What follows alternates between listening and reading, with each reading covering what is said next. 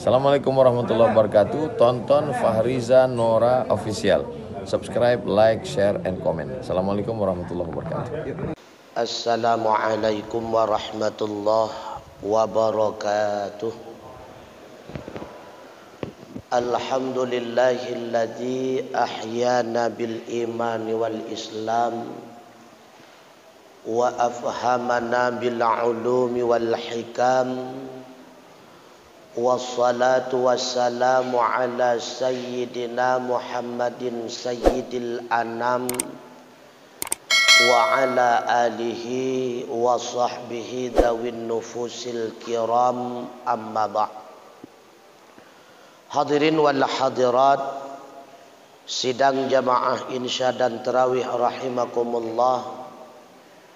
Mari sejenak sembari kita niatkan i'tikaf, kembali kita mengulang kaji beberapa pembelajaran dari Rasulullah sallallahu alaihi wasallam yang pada hakikatnya pada malam yang singkat ini bukan ceramah, karena mungkin setiap malam selama Ramadan selalu adanya ceramah.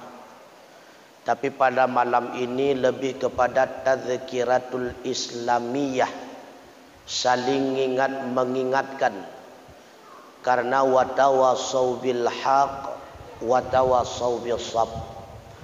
Mudah-mudahan dengan beberapa peringatan ini menjadi peringatan khususnya bagi saya pribadi, sekaligus menjadi bahan renungan, bahan pertimbangan bagi abu-abu, tengku-tengku, umi-umi sidang jamaah insya dan tarawih rahimakumullah. Di dalam satu hadis riwayat daripada Imam Ahmad, Baihaqi dan Nasai, Rasulullah sallallahu alaihi wasallam bersabda, arba'atu jawahira fi jismi bani Adam yudhiluha arba'atu asya'. Ada 4 permata yang Allah letakkan di dalam tubuh keturunan anak cucunya Adam. Rasulullah mengibaratkan keempat tersebut dengan permata karena memiliki nilai yang sangat tinggi, lebih berharga dari apapun, termasuk harta, pangkat, jabatan, kemuliaan dan sebagainya. Ada 4 permata yang Allah letakkan di dalam tubuh kita manusia. Tapi kata Rasulullah, yudhiluha arba'atu asya'. Keempat permata tersebut bisa hilang, bisa hancur, bisa rusak, bisa musnah, bisa binasa dengan sebab 4 perkara yang lainnya. Apa saja keempat permata tersebut? Kata Rasulullah, amal jawahiru, adapun keempat permata tersebut, yang pertama adalah aqalu, akal. Yang Allah letakkan akal itu di dalam lubuk hati kita manusia. Yang kedua kata Rasulullah, wad-dinu, agama, syariah. Yang ketiga kata Rasulullah, wal haya, rasa malu. Yang terakhir wal amilus salih, itulah berupa amal yang saleh. Maka keempat permata ini akan binasa kata Rasulullah. Yang pertama akal. Apa pula sebab yang membinasakan akal tersebut? Kata Rasulullah, al-ghadhabu yudhilul aqli. Murka, marah, emosi, yudhilul aqla, dapat merusak akan akal, dapat membinasakan akan akal. Maka urang tengah emosi, tengkujut tengkukan len, hana beda dengan urang pungo. Siapapun dia, apakah dia itu orang laki-laki, orang perempuan, tokoh cendekiawan ataupun rakyat biasa, ketika ghadab, ketika emosi, maka tidak ada bedanya seperti orang gila. Makanya kata Rasulullah, ya Muawiyah, wahai Muawiyah, iyakal ghadab, takut olehmu terhadap emosi. Karena kata Rasulullah, fa innal ghadaba yufsidul imanah. Emosional itu, marah itu dapat merusak akan iman, kama yufsidus sabrul aslah, sama bandingan seperti obat yang pahit merusak madu. Oh, wate emosi iman tetap. Nah, iman dalam dada tetap, akan tetapi lagi hana tu. Sama seperti adanya madu di dalam obat ketika dipahitkan oleh ramuan yang lainnya, seolah-olah di dalam obat tersebut tidak adanya madu. Bahkan di dalam hadisnya yang lain kata Rasulullah, laisa syadidu bisyira'ah. Tidaklah dikatakan orang itu pemberani karena senang berkelahi. Behemulha. Pekehnya kepenan urang behekan. Kan. Walakinna syadida may yamliku nafsahu indal ghadab. Akan tetapi yang dikatakan pemberani, yang dikatakan orang yang kuat kata Rasulullah, itulah orang yang mampu mengendalikan dirinya ketika dia emosi. Kan karena behemula gepenan tegahan kan. Siapa orang yang kuat itu? Itulah orang yang mampu mengendalikan, yaitu ghadabnya, emosinya. Apalagi dalam Ramadan. Tujuan kita melaksanakan amal ibadah puasa untuk mengendalikan nafsu. Tapi bila mana sedang kita berpuasa, nafsu yang mengendalikan kita, itu pertanda puasa yang sedang kita lakukan itu tidak ada manfaatnya. Yang kedua kata Rasulullah, al-hasadu yudhilud dinah. Hasad, iri dengki, itu dapat merusak ia akan agama. Hasad, apa itu hasad? Tidak senang melihat orang lain senang dan mengharapkan kenikmatan yang ada pada orang lain itu berpindah kepada dirinya. Itu hasad. Apa bahayanya hasad? Dapat merusak agama. Relah agama itu. Sehingga Rasulullah mengingatkan, iyakum, takutkan olehmu al-hasada, terhadap hasad kata Rasulullah. Fa innal hasada yakulul hasanat, karena sesungguhnya sifat hasad itu yakulul hasanat, akan merusak, akan membinasakan, akan memakan, akan menghancurkan ia akan segala kebaikan. Kama yakulun narul hatab, sama seperti bandingan api merusak, menghancurkan, membinasakan kayu bakar kata Rasulullah. Hana senang gop senang nunggu. Yang senang gop susah. Sering diistilah putra SMS ini. Yang hasad. Maka hasad dapat membinasakan agama sidang jamaah sekalian. Kemudian kata Rasulullah, wattama'u yudilul haya. Loba, rakus, itu dapat merusak ia akan malu. Sehingga Rasulullah mengingatkan al-haya'u wal imanu fi qarnin. Rasa malu dan iman itu menyatu dia seperti ini. Fa inna dhalahu taba'ahu akhar. Apabila seseorang telah hilang rasa malu, pertanda dianya itu tidak lagi memiliki iman. Al-haya'u syu'batun min syu'abil iman kata Rasulullah. Rasa malu itu merupakan satu cabang daripada cabang iman. Pada tanda urang hana iman tengku, bawa te gadah malaya. Bahkan gadah malaya terlalu tamak. Karena cintanya terlalu tamak, pupurumah gop hana malaya mupakaru tengku. Karena cintanya terlalu tamak, suami orang pun tidak merasa malu dia ganggu. Tamak. Urang tamak hana malaya tengku. Tidak memiliki malu terhadap Allah, tidak memiliki malu terhadap diri pribadi, apalagi kepada orang lain. Buat katanya melaki-laki bak gop, mudah bak gop. Hana malaya. Ya, karena terlalu tamak. Padahal terkadang kita tidak layak meminta. Ya sering tak kalan tu. Tidak layak kita menjadi peminta-minta. Tapi menyahibi bengeh. Ini sering terjadi di masyarakat. Padahal beliau tidak layak mendapatkan bantuan, bansos dan sebagainya, tidak layak. Bahkan terkadang tidak layak dia itu mendapatkan gas tabung yang lehak-leh. Han layak nunggu, tapi menyahan merempok bengeh.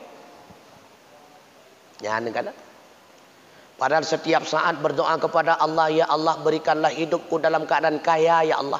Tetapi dengan buat si hura-hura perlu kegesian. Kenapa dia tidak balu? Karena terlalu tamak.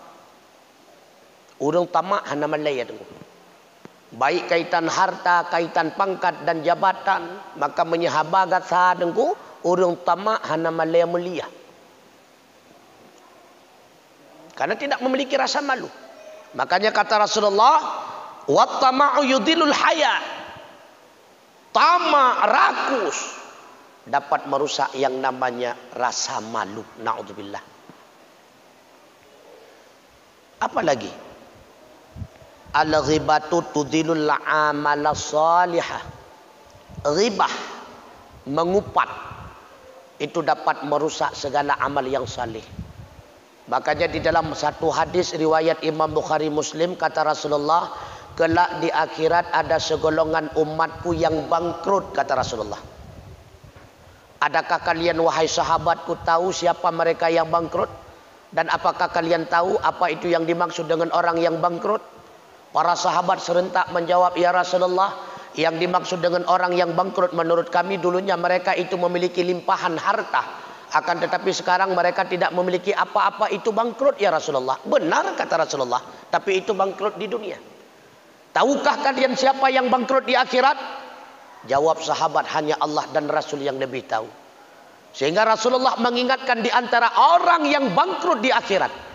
Ketika dia berada di dunia, dia senantiasa beramal saleh, sedekah, haji, wakaf dan sebagainya. Tapi tak kalah berhadapan dengan Allah Subhanahu wa taala. Dia pula memiliki buku catatan yang di dalamnya tercatat syatama hadza. Dia pernah mencaci maki orang lain. Wal ghibatu hadza, dia pernah menghibah orang lain. Wa yakulu hadza, makan harta orang lain. Wa safaka hadza, pernah menumpahkan darah orang lain. Wa daraba hadza, pernah memukul orang lain tanpa hak. Sehingga apa yang terjadi? Allah ambil segala amal kebajikannya, Allah berikan terhadap orang yang pernah dia zalimi. Ketika dibagi oleh Allah, rupanya lebih banyak amal keburukan daripada kebaikannya. Maka apa yang terjadi ketika itu? Fa'im funiyat hasanatuh. Ketika amal kebajikannya tidak melengkapi, tidak mencukupi untuk menutupi segala kezalimannya, Allah ambil dosa orang yang pernah kita zalimi, Allah campakkan kepada diri kita. Kemudian dianya itu pun akan dicampakkan di dalam neraka. Na'udzubillah. Itu orang bangkrut. Tak kala dalam dunia 24 jam jamaah, senantiasa zikir, baca Al-Quran, wakaf, sedekah dan sebagainya. Tapi ghibah pun tidak pernah dia tinggalkan. Maka di antara yang merusak, itulah ghibah. Upat. Apa itu ghibah? Mengatakan keburukan orang lain, dan keburukan itu memang pernah dia lakukan. Yang kita ceritakan kepada orang lain tersebut di belakang si pemilik keburukan. Andai kata dia mendengar, pasti dia akan marah. Itu ghibah. Pegah ke gop melikut menyekan gedanya. Yang tak pegahnya memang atrana, dia memang korupsi. Kita ceritakan kepada orang, sampai laganyan ke korupsi rumah-rumah duafa, atrana itu ghibah.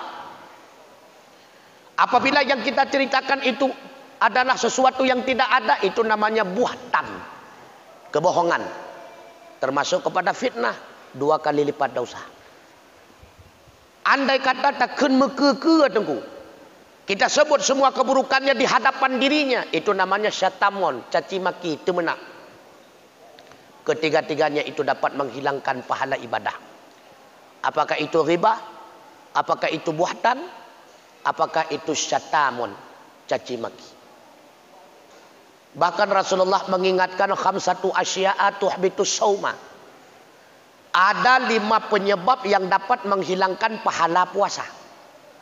Yang pertama al-kidbu, berbohong, itulah buhtan, hilang pahala puasa. Yang kedua wal ghibatu, mengupat, hilang pahala puasa. Yang ketiga wan namimatu, provokator, lalat mirah menyekeng dayo. Haba bakti a ta putruk bakti b, haba bakti b ta putruk bakti a, mimu pakai tu imu gui si angan si b. Gara-gara saw, gara-gara getanyo. Namimah, hilang pahala puasa. Wal yamunul ghumu, sumpah palsu, membatalkan pahala puasa. Wan nadhru bisyahwah, memandang lawan jenis dengan adanya syahwat. Laki-laki kalau nurinang perasat dekat syahwat gadah pahala puasa. Urinang kalau nuragam ke perasat dekat syahwat gadah pahala puasa.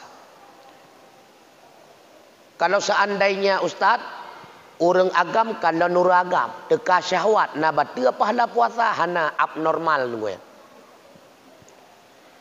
Ataupun habagasa tapegah sidra urang ke kalau lemoinang dekat syahwat nyan berat laurelah gue. Nyan hana gadah pahala puasa, cuma payah mubat. Maka nadhru bisyahwah, memandang lawan jenis dengan adanya syahwat, itu dapat menghilangkan pahala puasa. Maka yang perlu diingat sidang jamaah rahimakumullah, amal ibadah puasa yang sedang kita lakukan itu merupakan amal ibadah yang senantiasa mengajarkan diri kita. Yang pertama, agar kita mampu menjauhi ghadab, emosi. Puasa mendidik kita, mendidik diri kita untuk mampu mengendalikan jiwa kita daripada emosional. Bila mana sedang kita berpuasa tetapi tidak mampu menjaga emosional, yakinlah puasa kita itu belum ada artinya di hadapan Allah Subhanahu wa taala. Pula amal ibadah puasa mendidik kita agar kita jauh daripada sifat hasad. Karena puasa itu mendidik kita agar rida terhadap kismatillah. Rela kita, rida kita terhadap apa saja yang telah dibagikan oleh Allah kepada kita. Makanya pelaksanaan amal ibadah puasa mendidik kita untuk merasakan berapa pedihnya bila mana hidup dalam keadaan lapar dan dahaga. Itanyo baru paduk jiem tu kuta tenda. Dari liah subuh cuma teput urawa sagai tenda. Tapi cukup berat merana tu. Meri merasa lemah tertengku. Maka puasa itu mendidik kita, ya Allah, bagaimana saudaraku yang mungkin setiap harinya tidak memiliki makanan, yang mungkin sampai 1 minggu mereka tidak ada makanan. Maka terdidik kita dengan ibadah puasa ini agar kita iba terhadap fakir dan miskin. Begitu pula amal ibadah puasa itu mendidik kita agar kita itu tidak terlalu tamak, tidak terlalu rakus. Makanya di dalam berbuka puasa sunnah, yaitu sedikit makan. Baik rakus, baik balah dendam tu. Karena menoco orang hana merempok pajopu yang nata seop di hinan batia buka puasa. Lega taruh kuat pe ga tengut tu. Nyoba dega-dega. Maka puasa itu mendidik kita supaya kita tidak rakus. Sehingga kita dapat mendapatkan satu pembelajaran ketika kita berbuka puasa. Apa pelajaran? Tak kala siang hari kita merasa nyotang ia heboh glah lonjep, bu 2 bopingan lompaju, ondel-ondel kadang-kadang sabopingan lompaju. Tapi ketika kita berbuka puasa, air cuma 3 teguk, kemudian katra wadah boleh heboh kamu mandan. Maka mendidik kita. Apa yang dididikkan kepada kita oleh amal ibadah puasa supaya kita tidak tamak dalam memiliki harta. Sering lagi kita nyok susah gundah ke uke tu. Nyok na rezeki uke. Nyok na puo pajo uke. Yang sering lagi kita nyok. Padahal waktu yang lalu telah kita lewati senantiasa cukup, tidak pernah kurang. Nah pernah merasa yang kau likut hana sip dengku, hana serba cukup. Tapi apa yang perlu kita khawatir? Maka puasa mendidik kita agar kita tidak tamak. Begitu pula puasa mendidik kita dalam menjaga mulut. Karena yang dinamakan puasa bukan cuma menjaga perut daripada makan dan minum. Tapi yang puasa hakikatnya menjaga seluruh anggota kita. Menjaga mulut agar tidak berbicara hal-hal yang menyakiti orang lain. Tidak berbicara sesuatu yang membawa kepada kebohongan. Tidak berbicara hal-hal yang membawa kepada fitnah. Tidak berbicara sesuatu yang tidak bermanfaat. Maka orang yang senang berbicara haram, yakinlah. Apa yang perlu diyakini kata Rasulullah? Itulah contoh-contoh orang munafik. Maka bertegak-tegak tengok. Ahwat temeka ngan getanyo ipegah bruk gop. Nyan ahwat temeka ngan gop benu patih tengku ipegah bruk drawana. Maka orang yang senang ghibah, orang yang senang mengupat, di depan kita dia mengupat orang lain, yakinlah ketika di belakang kita, kita pun akan diupat di hadapan orang lain. Maka itulah orang yang tidak bisa dijadikan sebagai sahabat di dalam hidup. Puasa mendidik, menjaga mulut kita agar kita terhindar daripada ghibah, terhindar daripada namimah, terhindar daripada berbicara yang tidak bermanfaat. Karenanya Rasulullah senantiasa mengingatkan, la tatakallam bikalamin ta'tadiru ghadan. Jangan sekali-kali engkau bertutur kata dengan tutur kata yang menyebabkan engkau menyesal di kemudian hari. Hana menyesal hina walam dunya, timbul penyesalan di akhirat. Wallahu a'lam bishawab. Mudah-mudahan nasihat Rasulullah tersebut menjadi nasihat kita bersama. Subhanakallahumma wa bihamdika asyhadu an la ilaha illa anta astaghfiruka wa atubu ilaik. Usikum wa nafsi bitaqwallah. Wassalamu alaikum warahmatullahi wabarakatuh.